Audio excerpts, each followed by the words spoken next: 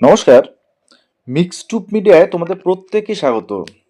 আজকেও তোমাদের contractual recruitment staff নার্সের সেই বিষয়টা সম্পর্কে আজকে একটু বলবো। আজকে নতুন একটা নোটিশ, গতকালকে 4-5টা ডিস্ট্রিক্টের কথা আমি বলেছিলাম। সেখানে ন্যাশনাল হেলথ মিশন বা চোখের আলোর যে প্রজেক্টটা, সেখান থেকে কিন্তু প্রচুর সেখানে কর্মী নেওয়া হচ্ছে, স্টাফ নার্স বা যারা চোখের বিভিন্ন কোর্স করেছো, ডিপ্লোমা কোর্স। তো তাদের ক্ষেত্রে সেই নোটিশগুলো আমি বলেছিলাম যে কোন বিষয়ে কি পোস্ট রয়েছে।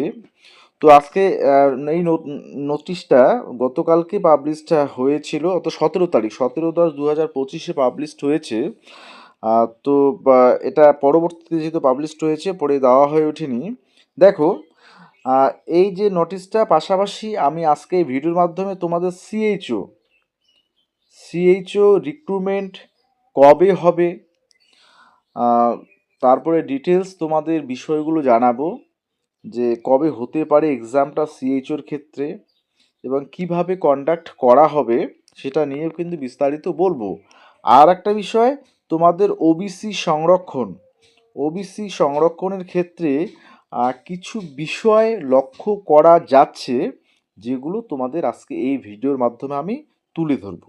ওকে, ফার্স্ট টাইম থাকলে অবশ্যই সাবস্ক্রাইব করবে এবং ভিডিওটি প্রচুর পরিমাণে শেয়ার করবে। ঠিক আছে, আর একটু পারলে হাইপ করে দিব। আর যারা মেম্বারশিপ নিতে চাও, অবশ্যই সেই চ্যানেলের যে জয়েন অপশনটা রয়েছে, সেখানে জয়েন করে তোমরা মেম্বারশিপ নিতে পারো অবশ্যই। ঠিক আছে, আচ্ছা দেখো, প্রথমেই তোমাদের আমি বলি যে এই রিক্রুটমেন্টটা তোমাদের যে বলছে, দেখো, এটা ঝাড়গ্রাম ডিস্ট্রিক্টে, ডিটেলসটা আমি তোমাদের দেখিয়ে দিই। এটা হচ্ছে ঝাড়গ্রাম ডিস্ট্রিক্টে তোমরা যে যে সমস্ত ক্যান্ডিডেটরা রয়েছো, তো ঝাড়গ্রাম ডিস্ট্রিক্টে নোটিশটা পাবলিশড হয়েছে 17/10/2025। এখানে মেমো নাম্বার দেওয়া আছে। কন্ট্রাকচুয়াল পোস্ট এখানে প্রচুর পোস্ট রয়েছে, আমি জাস্ট স্টাফ নার্সের পোস্টটা দেখাবো। বলছে এখানে দেখো, eligible candidate should apply only in the prescribed format as given in the departmental website. অর্থাৎ এই ওয়েবসাইটে তোমাদের যে প্রেসক্রাইবড যে অ্যাপ্লিকেশানটা থাকবে, সেখানে 18 অক্টোবর থেকে 9 নভেম্বর পর্যন্ত তোমাদের কিন্তু অনলাইন অ্যাপ্লিকেশান করতে হবে। ঠিক আছে, তাহলে 18 অক্টোবর আজ থেকে শুরু হয়ে যাচ্ছে তোমাদের অনলাইন অ্যাপ্লিকেশান। সেই এই যে বিভিন্ন পোস্ট কন্ট্রাকচুয়ালি আছে ঝাড়গ্রাম ডিস্ট্রিক্টে, সেটার বিষয়ে এখানে অ্যাপ্লিকেশান ফি ডিটেলস দেওয়া আছে। অনলি অনলাইনে অ্যাপ্লিকেশান করতে পারবে। দেখো, যে প্রথমে হচ্ছে স্পেশাল মেডিকেল অফিসার, পেডিট্রিশিয়ান। আমি এগুলোতে যাচ্ছি না, আমি ডিরেক্ট চলে যাচ্ছি স্টাফ নার্সের ক্ষেত্রে। দেখো, স্টাফ নার্সের ক্ষেত্রে দেখো 12 নম্বর যে লিস্টে রয়েছে, যে ভ্যাকান্সি আছে একটা, সেটা ইউআর ক্যাটাগরিতে। অর্থাৎ ইউআর ক্যাটাগরিতে থাকলে তোমরা যে কোনো ক্যাটাগরি থেকে কিন্তু অ্যাপ্লাই করতে পারো। আচ্ছা, আপার এজ লিমিট, তারপর হচ্ছে নেম অফ দ্য প্রোগ্রাম, তারপর হচ্ছে কনসিলিডেট রিমুনারেশন, তারপর হচ্ছে mode of selection academic experience plus interview.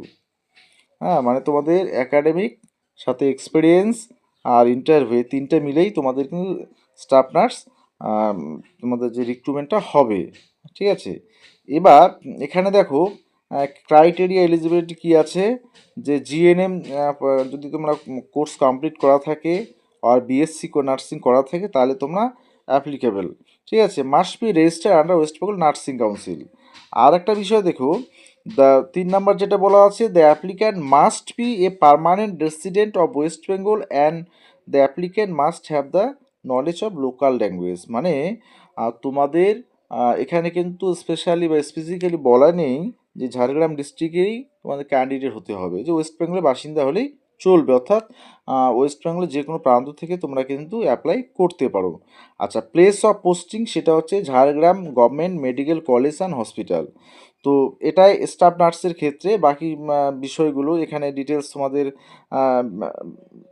Breakup of marks বলা রয়েছে। ফুল মার্কস এডুকেশনাল কোয়ালিফিকেশানে 60, তারপর হচ্ছে এক্সপিরিয়েন্স 25, ইন্টারভিউ 15, টোটাল হচ্ছে 100 মার্কসের মধ্যে তোমাদের বিষয়টা হচ্ছে, অর্থাৎ তোমাদের সিলেকশন প্রসিডিওরটা, ঠিক আছে।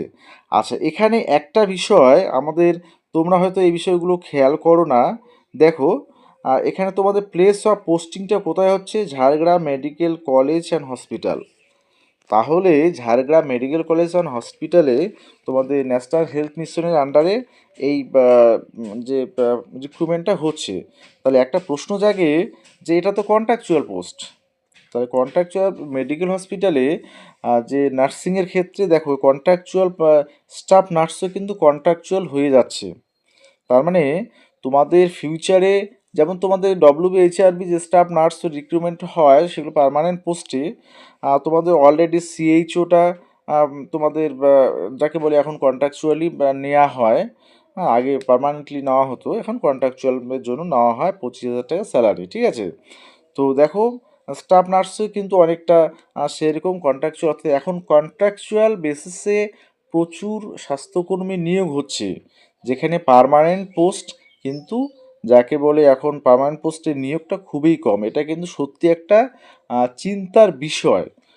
তোমরা যারা নার্সিং করছো বা নার্সিং করবে এবারে বলে ভাবছো বা পাস আউট করে বসে আছো, এটা কিন্তু তোমাদের ক্ষেত্রে সত্যি একটা অশনি সংকেত যে বিভিন্ন পোস্টগুলো উঠিয়ে দিয়ে, অর্থাৎ পার্মানেন্ট পোস্টে আর নিচ্ছে না, কন্ট্রাকচুয়াল বেসিসই নিচ্ছে। শুধু সেটা স্বাস্থ্যক্ষেত্রে না, অন্যান্য ক্ষেত্রে কিন্তু একই হচ্ছে।